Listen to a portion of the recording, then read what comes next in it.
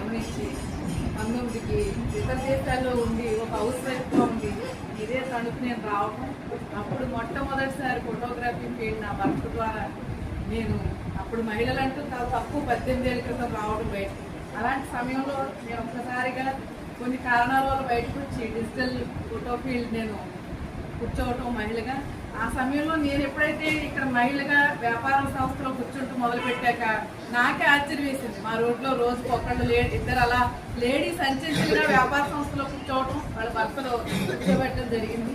నిజంగా నేను చాలా సంతోషం ఏంటంటే ఒక 10 మందితో తయారైన నా డిజిటల్ సంస్థని 50 మంది దాకా చేసి ఈవేళ 2-3 జిల్లాల్లోనే ఎక్కడా లేని విధంగా నేను దగ్గర అంటే కోట్ల మీద వ్యాపారం, అది లోన్స్ తీసుకుని దాన్ని కడుతూ అనేక మందికి ఉపాధినిచ్చి ఈవేళ నా దగ్గర పనిచేసిన వాళ్ళందరూ కూడా పెద్ద ఫోటోగ్రాఫర్స్గా వారి కుటుంబాలు నిలబెట్టుకుంటున్న పరిస్థితి. ఎందుకు ఇదంతా చెప్తున్నానంటే మహిళగా నేను ఒక సామాన్య వ్యక్తిని, కానీ నా బలం నాకే తెలియదు. ఆ డిజిటల్లో కూర్చున్నాక తెలిసింది. ఈవేళ నాకు సంతృప్తిని, ఆనందాన్ని ఇచ్చింది. అదేవిధంగా నన్ను ఒక డిజిటల్ వ్యాపారంలో బాగా చేయటూ నన్ను చూసి రోటరీ క్లబ్ వారు ఒక మహిళను జాయిన్ చేసుకోవాలి బిజినెస్ లేడీలని రోటరీలోకి తీసుకెళ్ళటం, రోటరీలో ఆ రోజు హరిచంద్ర ప్రసాద్ గారు, గురురామయ్య గారు అందరూ అనేక మంది వెంకటరాజు గారి పెద్దల సమక్షంలో ఒక ధైర్యం, ఒక అంటే అందరిలో కలిసి తిరిగి ఒక రాజకీయం అంటే ఎలా అంటే ఒక మానసికంగా ధైర్యాన్ని, ఫిట్నెస్ ఇచ్చింది. ఆ రోటరీ క్లబ్ ద్వారా నేను తర్వాత రాజకీయాల్లోకి రావటం, ఈవేళ భారతీయ జనతా పార్టీ నరేంద్ర మోడీ గారు పార్టీలో నేనున్నాను. ఈవేళ మోడీ గారు అంటే మహిళల కోసం మహిళా పక్షపాతి నరేంద్ర మోడీ గారు.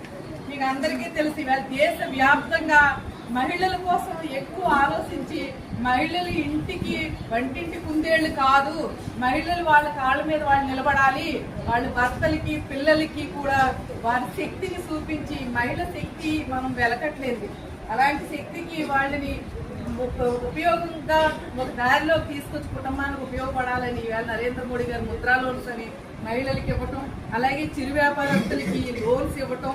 ఈవేళ ఎక్కడ చూసినా మోడీ గారు తోటి నిజంగా చెప్పాలంటే మహిళలు వ్యాపార రంగంలో చాలా చక్కగా ఉన్నారు.